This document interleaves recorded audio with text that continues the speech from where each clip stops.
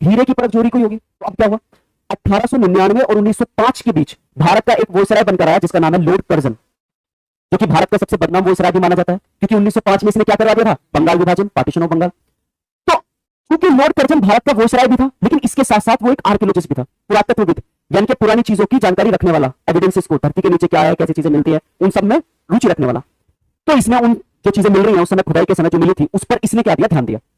और Lord Curzon ने ही 1905 में बनाया ASI, archaeological survey of India. तो आर्कियोलॉजिकल सर्वे ऑफ इंडिया यानी कि भारत का पुरातत्व विभाग, इसकी स्थापना कब हुई, 1905 में, और इसका हेडक्वार्टर कहां है, कलकत्ता में।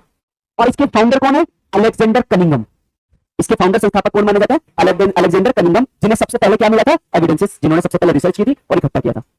अब अलेक्जेंडर कनिंघम ने सबसे पहले रिसर्च की और इन्होंने ही स्थापना की है किसकी, ASI की। इसलिए सवाल आया, the father of Indian archaeologist, यानी कि भारत में भारतीय पुरातत्वविद का जनक किसे कहा जाता है, तो आंसर होगा अलेक्जेंडर कनिंघम, क्योंकि इन्हीं की रिसर्च से हमें पता चला है कि यहां पर कोई सिविलाइजेशन थी। अब क्या हुआ, इस ASI के जो पहले अध्यक्ष बने हैं, फर्स्ट प्रेसिडेंट, उनका नाम है जॉन मार्शल। क्या नाम था, जॉन मार्शल। तो जॉन मार्शल ने क्या किया, दो टीम बनाई, एक टीम दयाराम साहनी के नाम से बनी और एक टीम बनी राखलदास बनर्जी। क्या नाम है, दयाराम साहनी और राखलदास बनर्जी। 1921 में दयाराम साहनी जो कि पहली टीम थी उसे सफलता मिली और उन्होंने ही रावी नदी के किनारे लाहौर के पास एक लकराना डिस्ट्रिक्ट है और वहीं पर ही खोज हुई हड़प्पा साइट की। तो सबसे पहले खोज किसकी हुई, हड़प्पा साइट की। कहां हुई, लाहौर के पास। किस नदी के किनारे, लाहौर नदी के, रावी नदी के किनारे। बात क्लियर होगी, लाहौर के पास। और अगले ही साल 1922 में पाकिस्तान में एक जगह पड़ती है मांड गोमड़ी नाम की जगह, सिंधु नदी के किनारे ही एक और साइट मिलती है जिसका नाम है मोहनजोदारो या मोहनजोदड़ो।